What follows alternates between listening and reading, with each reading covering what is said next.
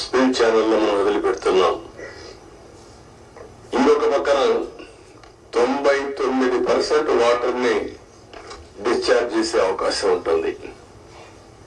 ఇలాంటి ప్రాజెక్ట్ అయితే 2014-19కి 72% మనం పూర్తి చేశాం. అయితే నేను డీటెయిల్స్ ఈరోజు పోవడం లేదు, మెరిట్స్ మళ్ళీ మాట్లాడతాను. కానీ బాధ అంతా ఏంటంటే ఆ డేట్స్ కూడా మీకు మళ్ళీ ఇస్తాను నేను, మీరు కూడా స్టడీ చేయాలి. ఈ రాష్ట్రంలో ప్రతి ఒక్కరు కూడా అర్థం చేసుకోవాల్సిన అవసరం ఉంది. ఒక వ్యక్తి రాజకీయాలకి ఉండదగ్గ వ్యక్తి కాని వ్యక్తి రాజకీయాల్లోకి వచ్చి రాష్ట్రానికి ఒక శాపంగా మారి, ఎందుకు నేను ఈ మాట వాడుతున్నానంటే ఇది ఒక ఉదాహరణ. పోలవరం కేస్ స్టడీ ఇలాంటి చాలా జరిగాయి.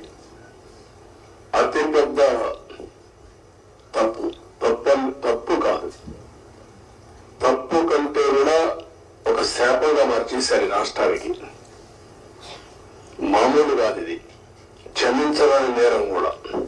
ఒక చిన్న తప్పు చేసేది అనుకుంటాం, అలాంటి పెద్ద ఇది చేసి డయాఫామ్ వాల్. ఇక్కడుండే ప్రెస్ లో మీరు చాలా మంది ఉంటారు. నేను దగ్గర 30 సార్లు వచ్చే 31సారి ఈ ప్రాజెక్ట్ కి. నా మనసంతా ఈ ప్రాజెక్ట్ మీద ఉంటుంది. అందరికంటే ఎక్కువ బాధపడే వ్యక్తిని నేనే.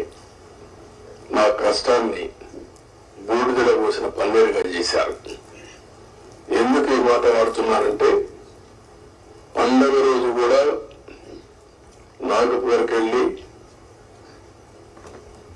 ఇప్పుడు గట్కర్ ఎక్కడ ఉంటే వాళ్ళ ఇంటి దగ్గర ఉంటే పోయి ఆయనతో మాట్లాడి, అదే మాదిరిగా అప్పుడు ఉమాభారతి మినిస్టర్ అంటే ఆవిడని కన్విన్స్ చేసి, ఎక్కడ ఎలాంటి అడ్డంకులు లేకుండా అన్ని అడ్డంకులు, ఇక్కడ కూడా ఒకసారి 2 సార్లు అయితే ల్యాండ్ ఎక్విజిషన్ వీళ్ళంతా కూడా కొంత ట్రబుల్స్ క్రియేట్ చేస్తే వాళ్ళందరినీ పిలిపించి నయానా భయానా చెప్పి వాళ్ళు కన్విన్స్ చేసి వాళ్ళకు లిబరల్ గా రీహాబిలిటేషన్ కానీ రిలీఫ్ కానీ ఇచ్చి మొత్తం చేశాం.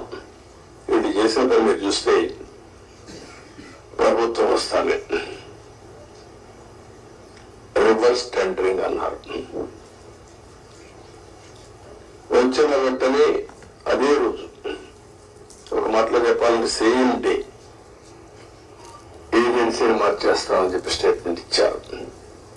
4-5 రోజుల్లో ఇక్కడి నుంచి ఏజెన్సీని వైండప్ చేసి బయట పంపించారు. ఉండే స్టాఫ్ అంతా మార్చేశారు. ఆ ప్రిన్సిపల్ సెక్రటరీ, ఇంజనీరింగ్ చీఫ్ అందరినీ మార్చేశారు.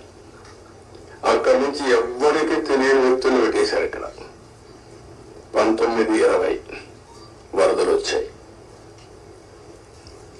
గోదావరి వరదలు వస్తే ఎంత తీవ్రంగా వస్తాయో మనందరికీ తెలుసు. 2 సార్లు వరదలు వచ్చాయి. మొత్తం మీరు చూస్తే దగ్గర డయాఫామ్ వాల్ 4 చోట్ల బ్రీచ్ అయిపోయాయి. 35% డ్యామేజ్ అయింది. మనం ఆ రోజు ఈ యొక్క డయాఫామ్ వాల్ మీరు ఒక్కసారి చూస్తే